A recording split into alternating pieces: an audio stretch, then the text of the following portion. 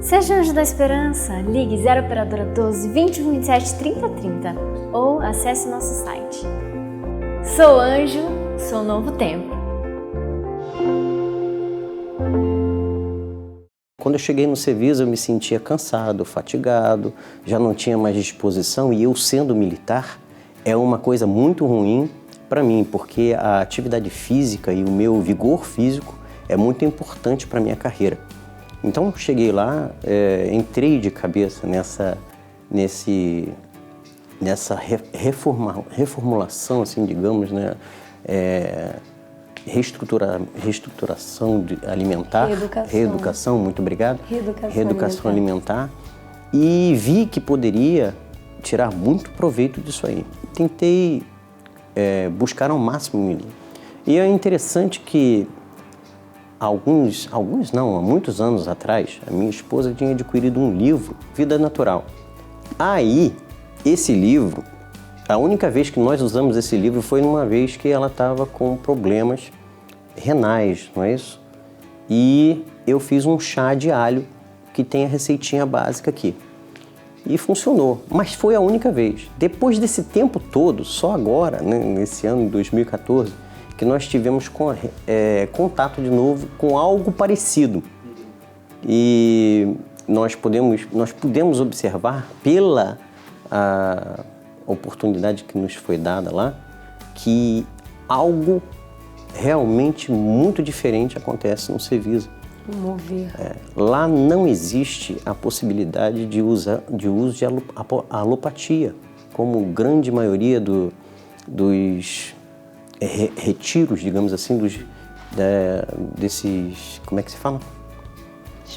Spa, dessas casas, né? Centros médicos, enfim.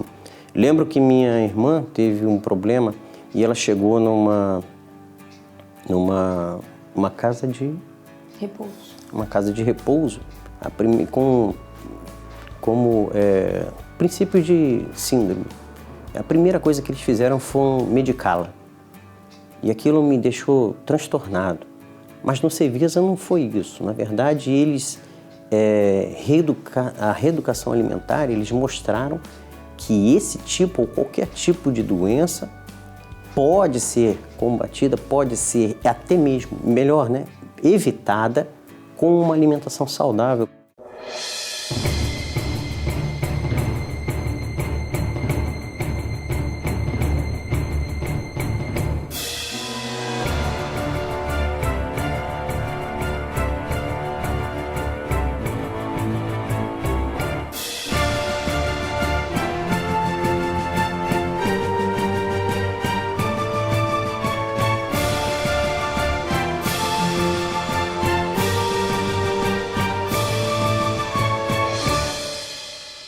Olá, amigos da Novo Tempo, sejam bem-vindos mais uma vez ao seu programa Bíblia Fácil, um programa semanal que procura estudar a Bíblia de uma forma simples e prática e compreender as lições dela para os dias atuais.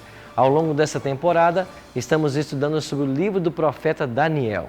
E hoje chegamos a um dos capítulos mais centrais desse livro, justamente o capítulo 5. E o tema que aí vamos abordar trata a respeito da queda de Babilônia. Nós vamos entender no estudo de hoje todo o processo da queda de Babilônia e o estabelecimento do próximo império mundial, que nós conhecemos na história como sendo os Medo-Persas. E vamos testemunhar nos eventos do capítulo 5 a transição profética da cabeça de ouro para o peito e braços de prata, daquele sonho do rei Nabucodonosor no capítulo 2. Por isso, você é bem-vindo ao estudo de hoje. Nós estamos aqui no Cevisa, em São Paulo, com um grupo de amigos ao longo dessas semanas, aprendendo mais a respeito da Palavra de Deus. E eu espero que vocês já estejam aí todos prontos, com a Bíblia na mão, para começarmos agora o estudo do capítulo 5 de Daniel. Chegamos ao 5º capítulo e vamos nos surpreender com as revelações que Deus já havia feito na profecia a respeito da queda de Babilônia. Antes, porém, de começarmos o estudo, queremos convidar a todos a participar de uma oração. E você que está em casa, por favor, se puder, feche seus olhos e ore conosco também. Bondoso Deus e Pai, Graças te rendemos por todas as bênçãos, por teu cuidado e proteção. Estamos reunidos mais uma vez para começarmos o estudo da tua palavra. Por isso, bom Pai, suplicamos que esteja conosco, nos abençoando e nos ajudando, para que nós possamos compreender qual seja a tua vontade para a nossa vida. Fica conosco, envia os teus anjos para nos abençoar. É a nossa oração, em nome e por amor de Jesus. Amém. Vamos fazer uma recapitulação breve. No capítulo 2 de Daniel, nós temos o sonho onde Nabucodonosor viu uma estátua assustadora. Essa estátua estava dividida em 4 metais: cabeça de ouro, peito e braços de prata, quadril de bronze e as pernas de ferro. Esses 4 metais representavam 4 impérios que dominariam o mundo a partir de Babilônia, representada aqui pela cabeça de ouro. Assim, nós podemos estabelecer uma cronologia dos capítulos de Daniel e vamos ver hoje um cumprimento parcial desta visão do capítulo 2. Daniel capítulo 1 registra eventos do ano 605 a.C. Esse sonho com a estátua ocorreu por volta do ano 603 a.C. 9 anos depois, tivemos o episódio da fornalha de fogo ardente, onde Sadraque, Mesaque e Abednego foram lançados, mas preservados de forma miraculosa.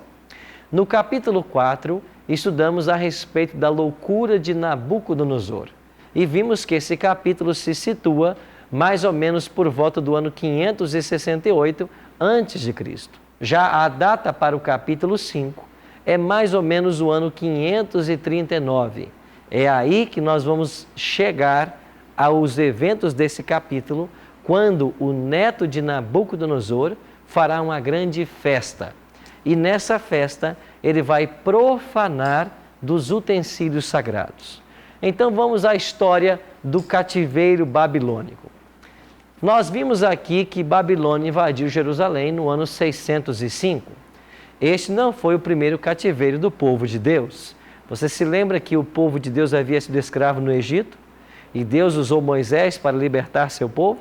Depois o povo de Deus passou por um segundo cativeiro, chamado cativeiro assírio, quando as 10 tribos que estavam ao norte de Israel foram finalmente destruídas pela Assíria. E sobraram apenas 2 tribos, justamente Judá e Benjamim. Os descendentes da tribo de Judá, entre eles Daniel e seus amigos, passaram a ser conhecidos como os judeus. Então a expressão judeu vem da tribo de Judá, que era uma das 12 tribos de Israel. Só que essas 2 tribos que sobraram, assim como as 10 foram levadas para cativeiro e foram exterminadas, elas também passariam por um cativeiro. Só que Deus não permitiu que o povo fosse prisioneiro sem ter todas as informações. Então vamos ver agora alguns textos na Bíblia falando a respeito do cativeiro babilônico e da chegada de Nabucodonosor. Em Jeremias capítulo 25, verso 11 e 12, o profeta vai antecipar e vai dizer assim: toda esta terra virá a ser um deserto e um espanto, e estas nações servirão ao rei da Babilônia, quanto tempo?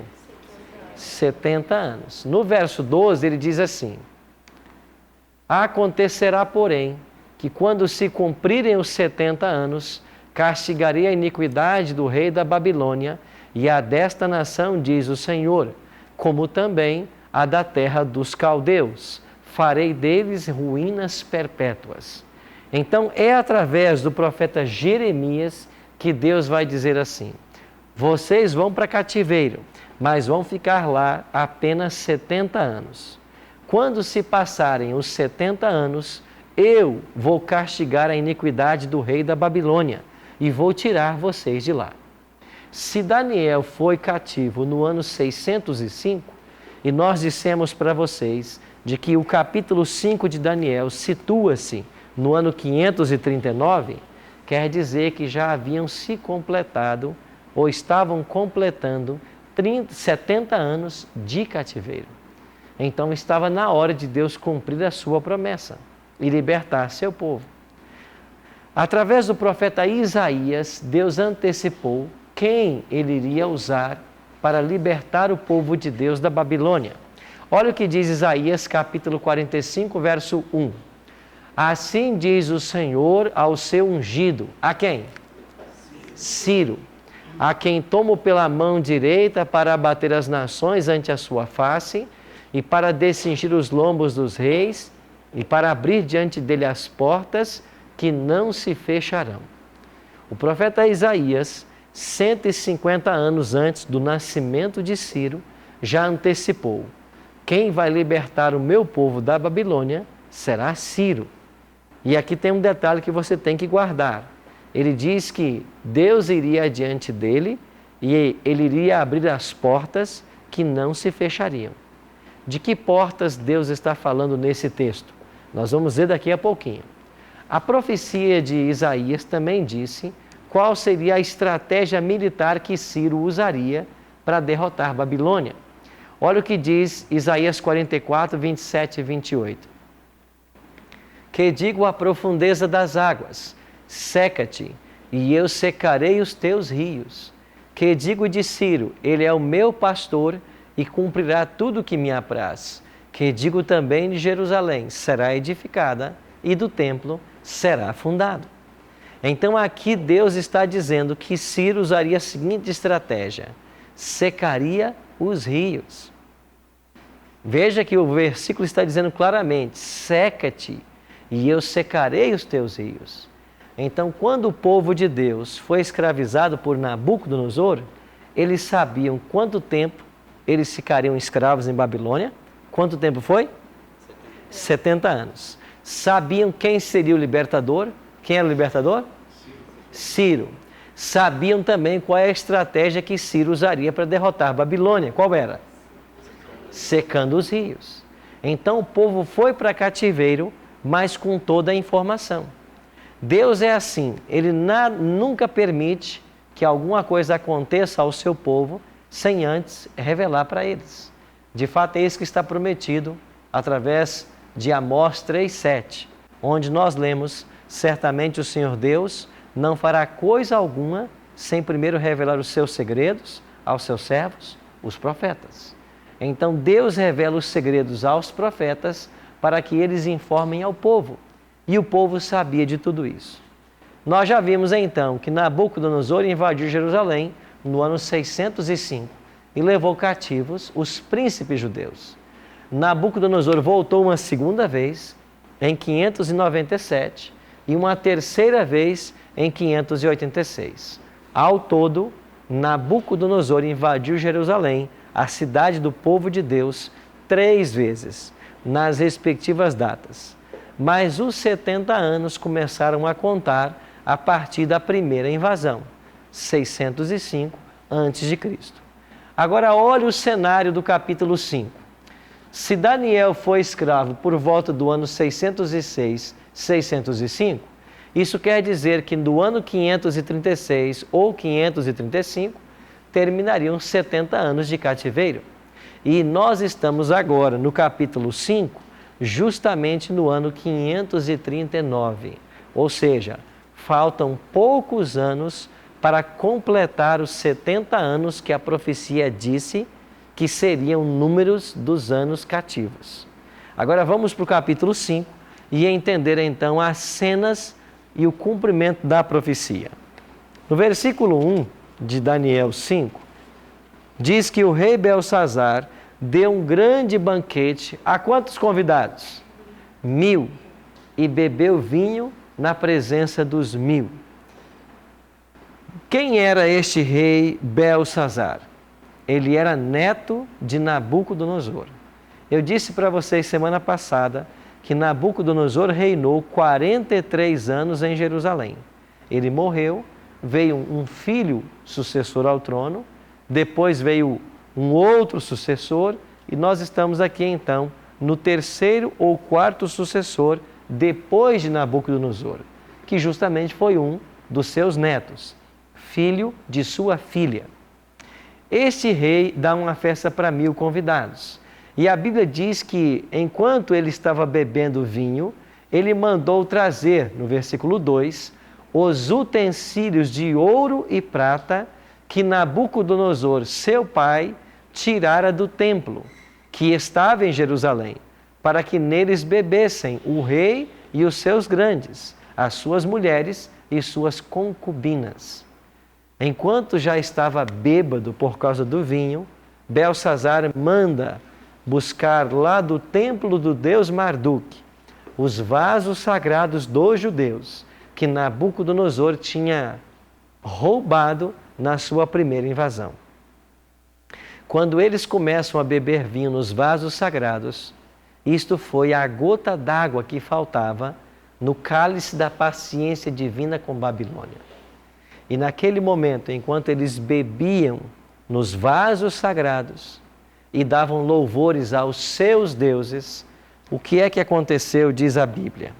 Olha então no versículo 5. No mesmo instante, apareceram uns dedos de mão de homem e escreveram defronte do candeeiro, na caiadura do palácio real. E o rei via os dedos que estavam o quê? Escrevendo. Veja que uma mão misteriosa aparece no palácio e começa a escrever na parede. Qual foi a reação do rei? Verso 6. Então se mudou o semblante do rei, e os seus pensamentos o turbaram. As juntas dos seus lombos se relaxaram, e os joelhos batiam um no outro. Ou seja, uma cena de total medo, desespero. Ele sabia que algo não estava certo. E aquela mão misteriosa escrevendo sozinha na parede era um presságio de uma grande desgraça sobre o império. Ele temeu tanto e ele, como sempre, mandou chamar os magos, os encantadores, os astrólogos e caldeus. Esse grupo de sábios que assessorava ao rei. E olha o que diz o versículo 8. Então entraram todos os sábios do rei, mas não puderam ler a escritura, nem fazer saber ao rei a sua interpretação. Eles não só conseguiram interpretar para o rei, como nem mesmo conseguiram ler o que estava escrito na parede. Você já teve contato com o alfabeto japonês, por exemplo, que é totalmente diferente do nosso? Às vezes eu me pego olhando para aquelas letras, às vezes algumas outras línguas do Oriente, e a gente fica pensando o que significam aquelas letras. A gente não consegue entender nada. É tão diferente do nosso alfabeto. E você fica curioso em saber como que as pessoas conhecem aquelas letras.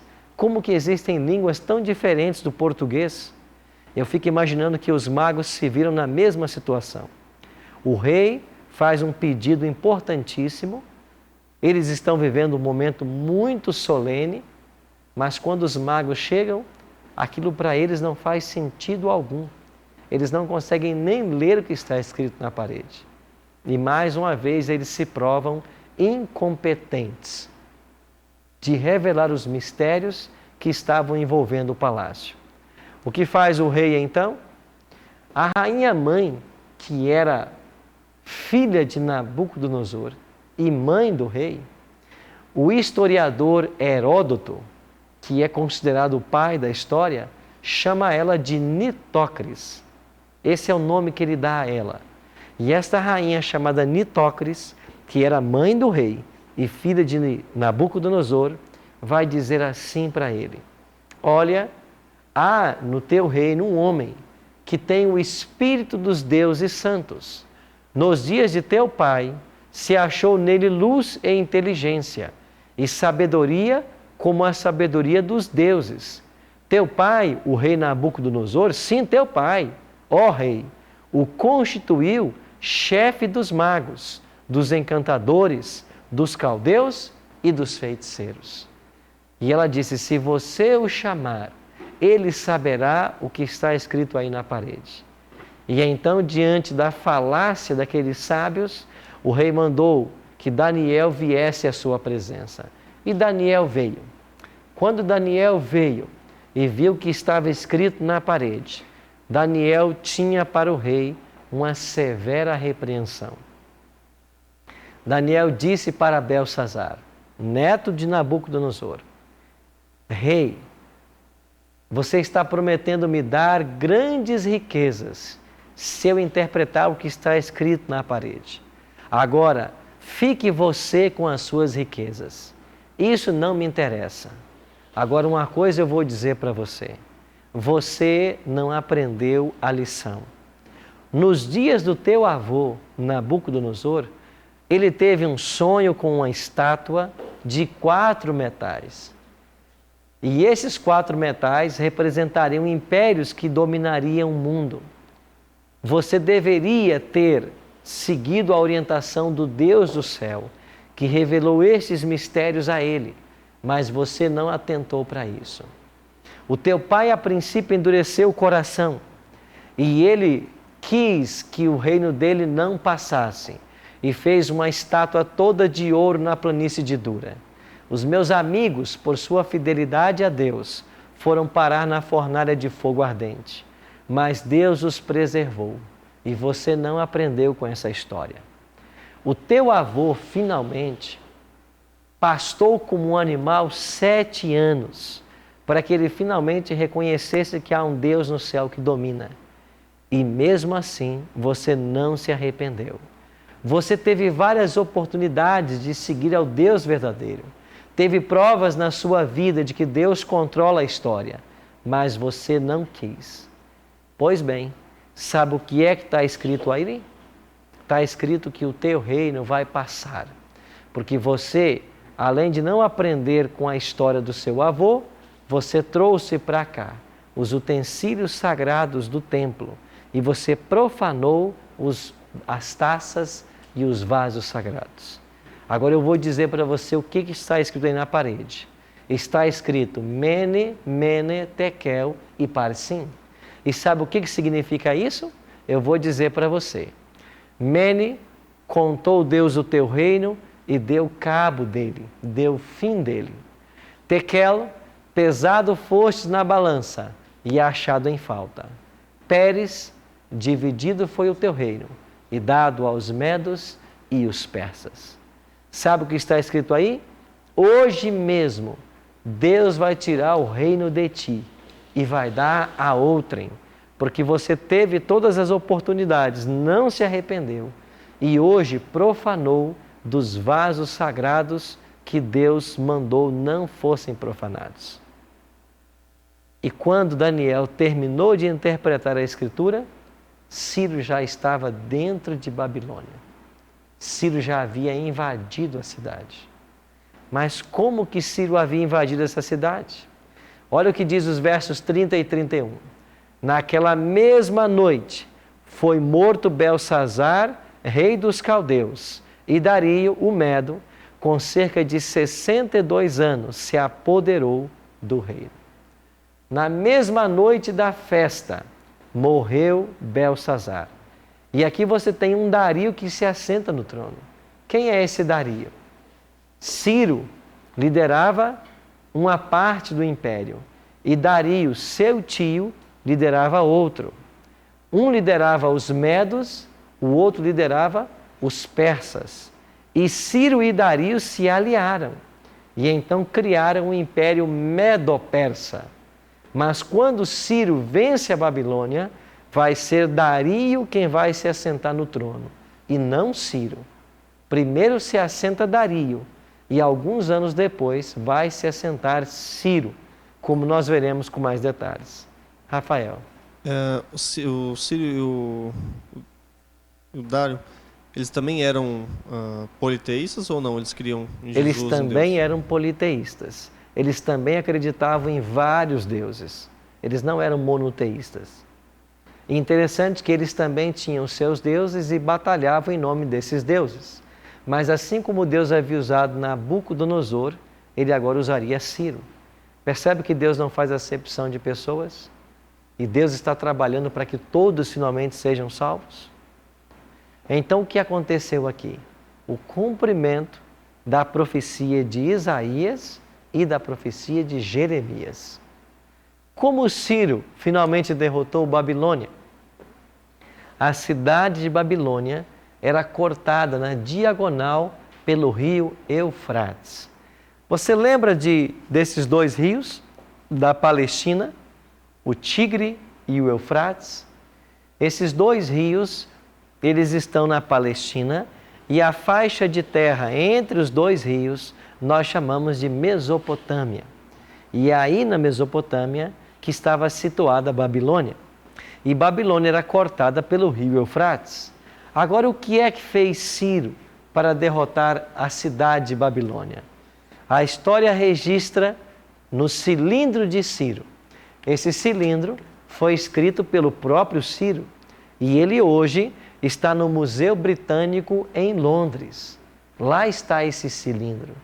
E esse cilindro conta a história de como Ciro derrotou Babilônia.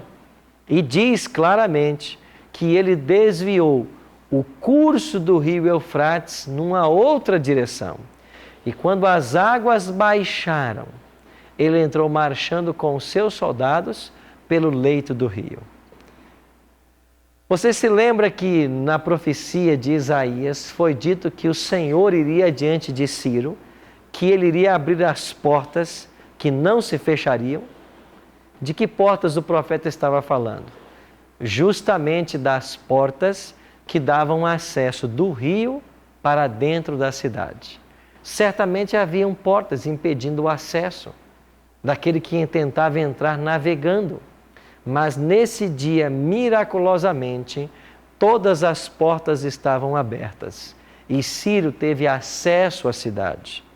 E enquanto o rei estava lá, bêbado com 1000 convidados, e a mão apareceu na parede escrevendo, os soldados de Ciro já estavam entrando e já estavam dentro da cidade. Agora, uma pergunta que nós temos que responder. Isso é uma história do 6º século antes de Cristo. Qual a relação dessa história com nossos dias? Será que a queda de Babilônia, em Daniel capítulo 5, tem uma aplicação para os dias atuais? Nós iremos para o intervalo e assim que voltarmos, nós iremos ver o paralelo da queda de Babilônia no 6º século antes de Cristo com a queda de Babilônia em nossos dias. Já já estaremos de volta.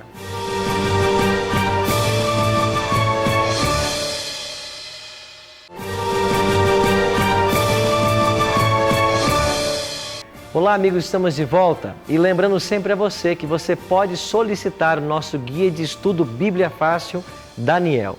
Nessa revista nós temos todos os temas que estamos tratando aqui no programa.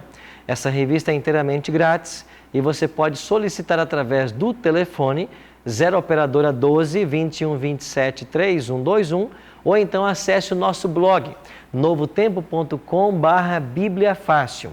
Lá você vai encontrar um formulário para ser preenchido e essa revista, através dos correios, vai para a sua casa. Lembrando que quando você receber essa revista, você tem no final dela um questionário. Preencha esse questionário e devolva para Novo Tempo.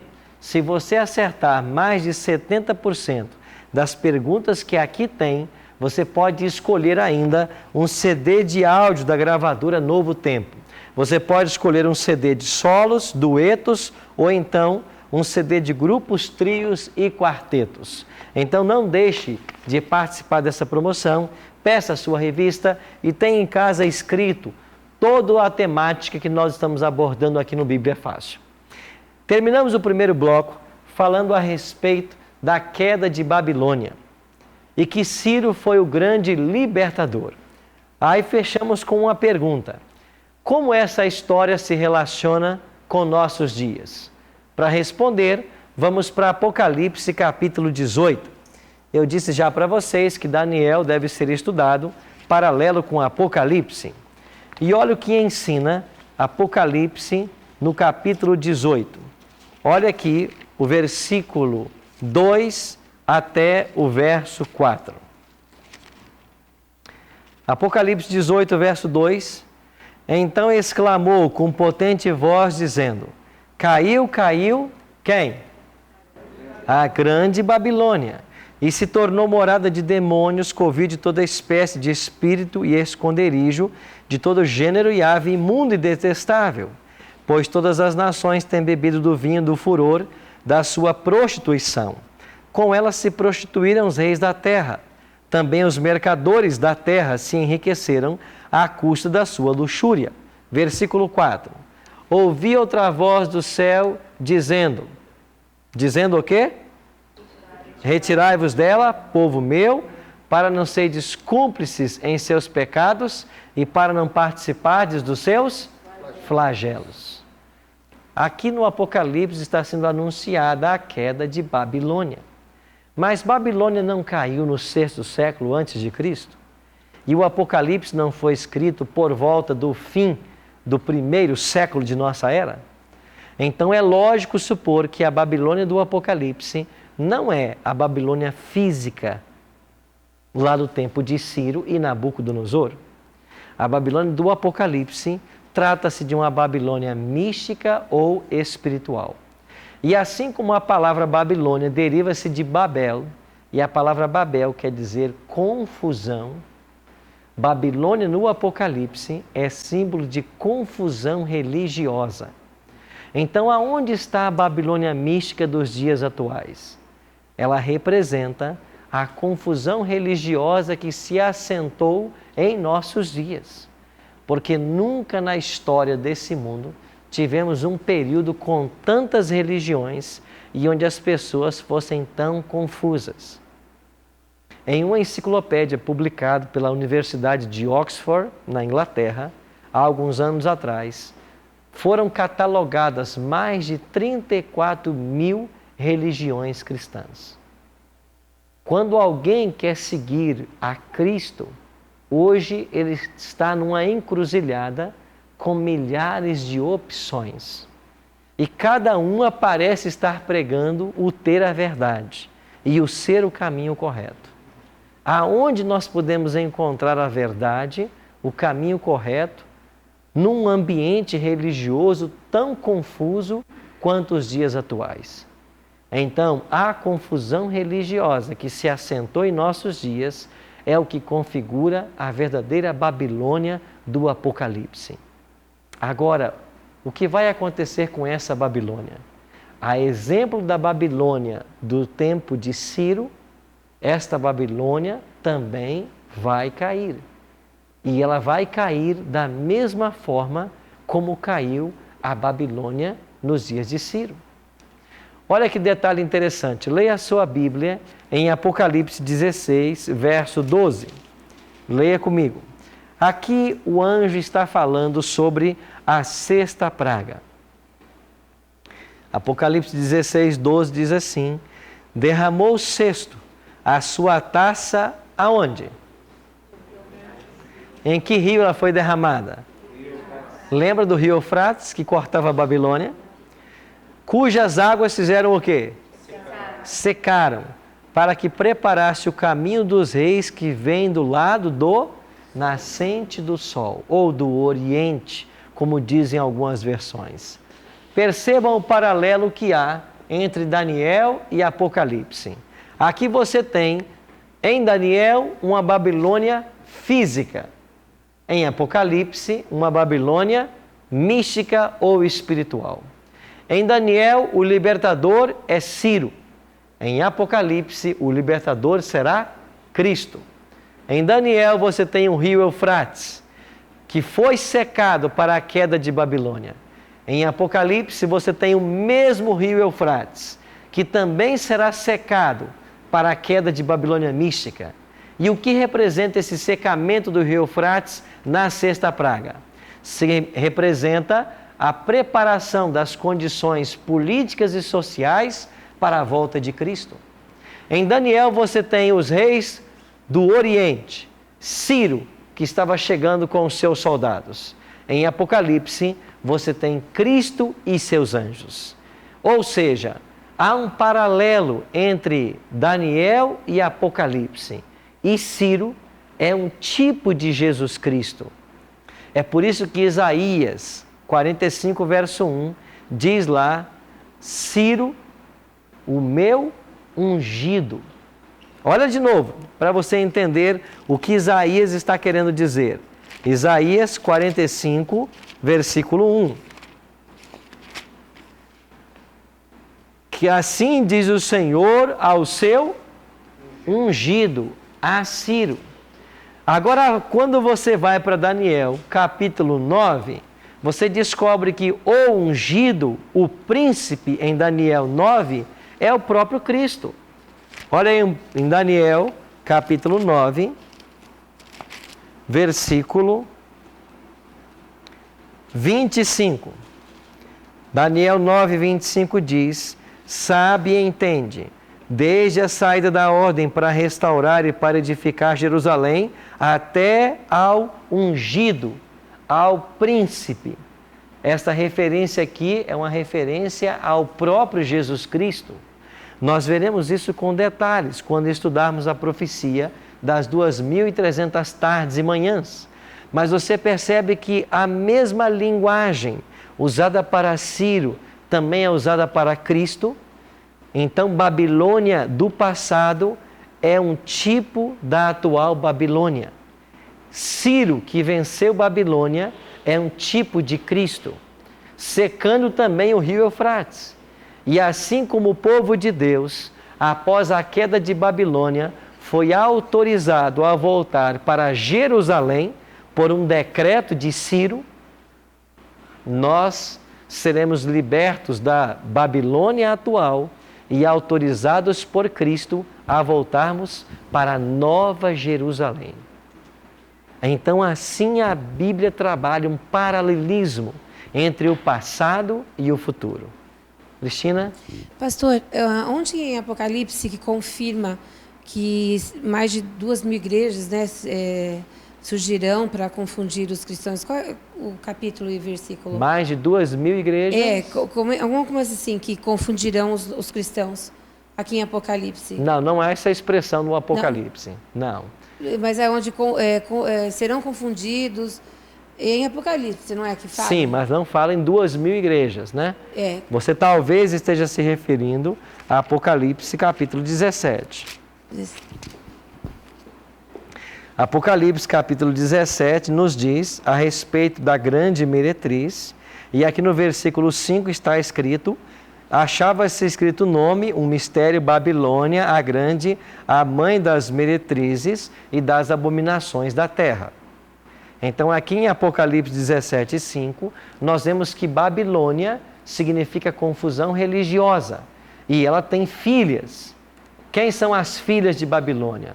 São todas as religiões que não estão embasadas na Bíblia para ensinar aquilo que estão ensinando.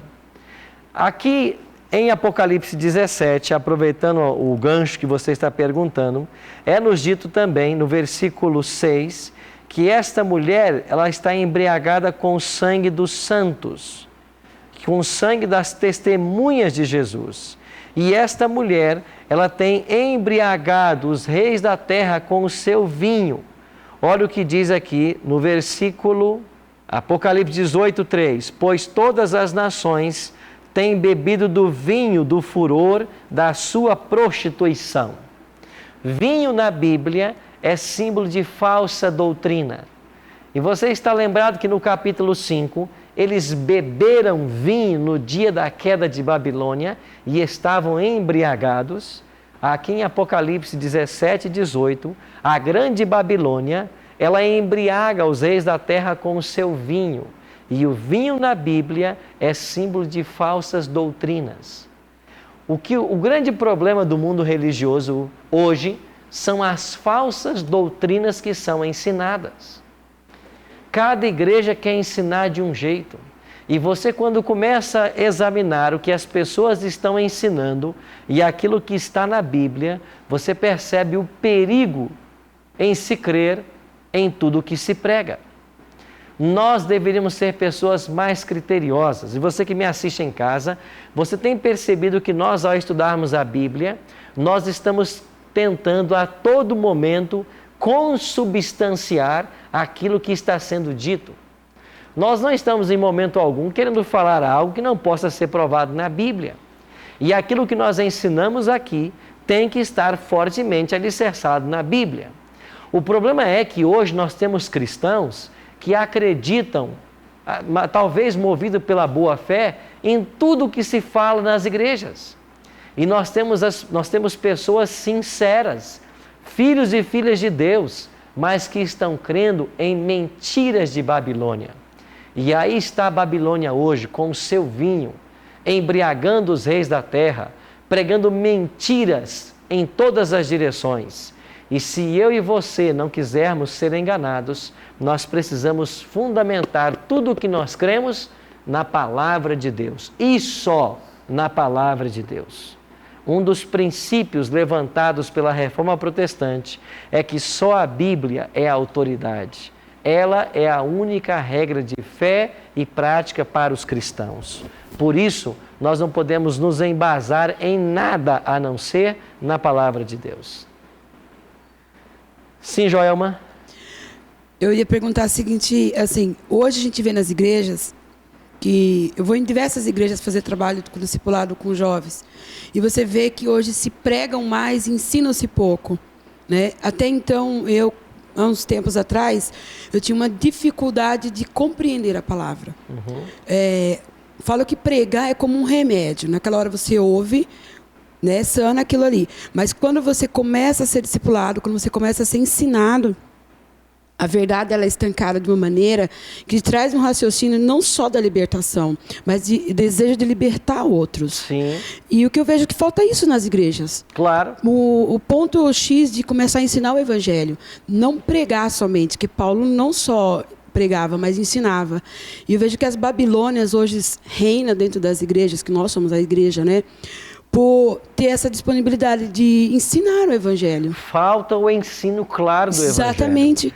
Então, muitos de nós estão presos a tradições, costumes do passado e menos a palavra de Deus. Sim. Quando nós entrarmos na parte profética, a partir do capítulo 7, vocês irão perceber que essa ignorância religiosa dos dias atuais, ela já é parte do cenário profético do tempo do fim. Já estava profetizado que assim seria, que as pessoas seriam ignorantes com relação às verdades da Bíblia. E nós aqui iremos descobrir muitas verdades com vocês. E muitos de vocês vão se surpreender com revelações que a Bíblia já faz no livro de Daniel há 2.600 anos atrás e que só agora estamos vendo se cumprir. Rafael. E o rei Ciro e o rei Dário foram bons para a Babilônia depois, ou eles destruíram a Babilônia, alguma coisa? Não, eles quando chegaram lidaram com certa educação com os povos. Tanto é que Ciro permitiu que os judeus fossem repatriados para Jerusalém. Então eles não foram pessoas que tomaram o poder para destruir os habitantes. Era uma luta política e não se tratava de destruição dos habitantes de Babilônia. Amigos, você percebe que há um paralelo entre Daniel e Apocalipse? Agora olha o que diz Apocalipse 18:4. Aqui nós temos o último apelo de Deus à humanidade. Deus diz assim: ouvi outra voz do céu dizendo, retirai-vos dela, povo meu, para não serdes cúmplices em seus pecados e para não participardes dos seus flagelos. O último apelo de Deus aos seus filhos em Babilônia será, retirai-vos dela. Então, se eu me sinto preso em Babilônia, se eu me sinto no meio da confusão religiosa, enganado por ventos de doutrinas, eu tenho que ouvir o apelo de Deus. Sai dela, povo meu. Isso nos ensina que Deus tem um povo em Babilônia. Em qualquer igreja, em qualquer denominação, por mais falso que seja o evangelho ensinado, Deus tem um povo. E o último apelo que Deus faz à humanidade para nós é, sai dela, povo meu. Joelma? Em Apocalipse 3, fala sobre a igreja de Laodiceia, que é uma igreja morna, né? Nem morna nem fria, a ponto de vomitá-la. Essa igreja se encontra nos dias de hoje. Se encontra. As 7 igrejas do Apocalipse representam 7 períodos que passaria a igreja de Cristo. Que condiz a respeito de quando Daniel vê o povo, assim, no tempo que o povo não conhece nitidamente ainda o Senhor, outros conhecem e não obedecem, né? E o Senhor hoje vem a nós para que nós possamos se converter verdadeiramente. Sim. Trazendo Daniel para os dias de hoje, quando veio a passagem de Daniel da sua adoração, de busca ao Senhor, fala para que nós, nesses últimos tempos que as igrejas estão sendo mornas, frias, ponto de vomitar nem quente, quer dizer que dentro das igrejas se encontra esse povo. Aqui temos que fazer uma separação muito clara. A igreja de Laodiceia, que é a 7ª igreja do Apocalipse, ela fala de um estado espiritual do povo de Deus. De Deus. Não é de Babilônia. Tá. Enquanto que Babilônia é um estado espiritual das igrejas que estão confusas. No meio de Babilônia, Deus tem filhos sinceros. E Ele está chamando esse povo a sair de Babilônia. O apelo para Laodiceia é outro. Não é que eles saiam de Laodiceia, mas o apelo para Laodiceia é que ela compre colírio, vestes e ouro. É esse o tríplice remédio oferecido a Laodiceia. Então é um conselho para o povo de Deus, para que eles saiam da letargia espiritual. Enquanto que Babilônia é um apelo divino para que eles saiam de Babilônia. Porque se eu estou no movimento religioso que não ensina a Bíblia, se eu estou numa igreja que não ensina a verdade, e eu não saio dela, a Bíblia está dizendo que eu vou pagar junto com ela. Sai dela, povo meu, para não serdes cúmplices em seus pecados. Então, se eu estou dentro de um movimento religioso que não ensina a verdade, mas que está enganando as pessoas, ensinando falsas doutrinas, e mesmo assim eu não saio desse movimento religioso, eu vou pagar junto com o pecado dessa igreja. Por isso, o último apelo de Deus para nós é: saia de Babilônia. Se você, ao longo desse programa, tem descoberto verdades da Bíblia que você não conhecia, que a tua igreja não ensina e não pratica, o apelo é para você. É por isso que, se você se sente uma ovelha do rebanho de Cristo, Ele tem um apelo a você agora. Eu queria que você pensasse nisso enquanto ouviremos essa música. Cristo vai chamar você. Cristo vai fazer um apelo para que o verdadeiro pastor te conduza. E quando Cristo nos conduz, Ele nos conduz a águas tranquilas, a fontes de verdade, aonde nós temos alimento de fato para nos fortalecer espiritualmente. Pense nisso enquanto ouviremos agora essa canção.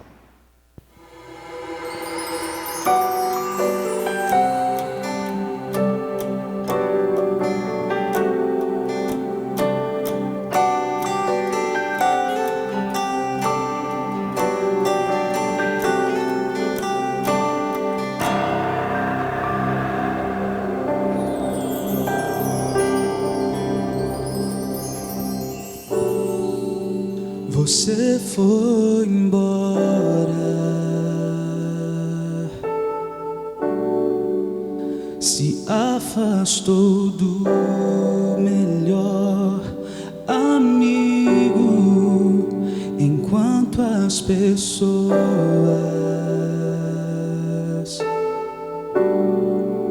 só querem te criticar. Eu sei quantas vezes pensou que estava só, não via ninguém ao seu redor.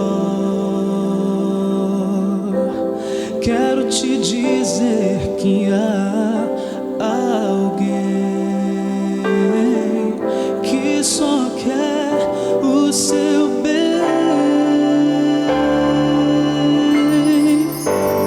Ouça sua voz o chamar, vem meu filho, volte ao lar. Eu te aceito como estás, filho, sempre vou te amar. Quero ao teu lado estar, nunca vou te deixar.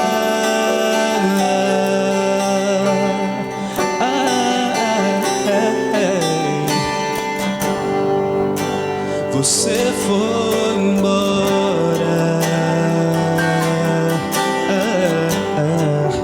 Se afastou do melhor amigo. Quantas vezes pensou que estava só? Não via ninguém ao seu redor. Quero te dizer que há alguém que só quer o seu bem.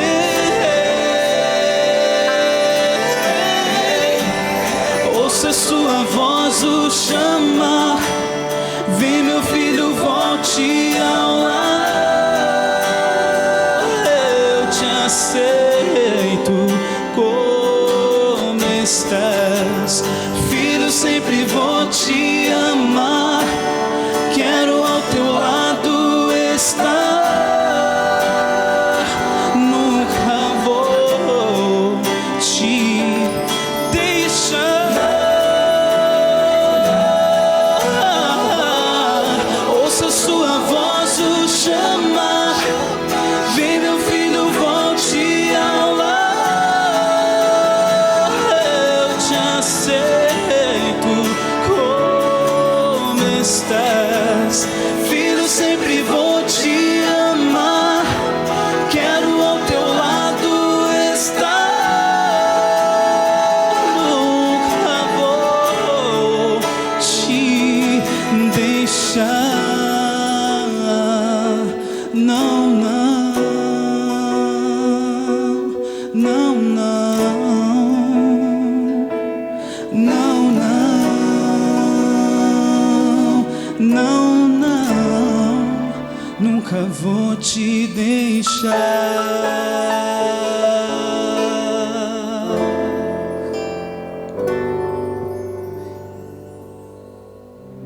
Em João 10,16, Cristo diz claramente para mim e para você: ainda tenho muitas ovelhas, não desse aprisco. A mim convém conduzi-las, e elas ouvirão a minha voz, e haverá um só rebanho e um só pastor. Existem muitas ovelhas que não são do aprisco de Cristo ainda. Pessoas sinceras, filhos e filhas de Deus que ainda se encontram no meio do erro, da confusão religiosa, em movimentos onde a palavra de Deus não é exaltada como a única regra de fé e prática, onde a tradição ocupa o lugar da Bíblia, das verdades, das doutrinas. E Cristo está fazendo um apelo para você: saia de Babilônia. Se você está num movimento religioso onde a palavra de Deus não é exaltada, mas os cultos são marcados por fenômenos estáticos, às vezes por uma verdadeira confusão, onde não há o ensino, não há o aprendizado, onde as pessoas não se sentam racionalmente para estudar a Bíblia, para tentar entender a vontade de Deus, compreender suas doutrinas. Saia de Babilônia. Você pode ter amor às pessoas que são tuas amigas. Você pode ter uma ligação com o líder religioso que você segue. Você deve continuar amando todas essas pessoas. Mas não permita que o teu amor a estas pessoas te faça permanecer no lugar errado, porque você finalmente pode ser cúmplice dos pecados de Babilônia. O apelo de Cristo para nós é que nós nos libertemos dos erros, das mentiras que aí fora são pregadas, para estarmos apenas vivendo de acordo com a palavra de Deus.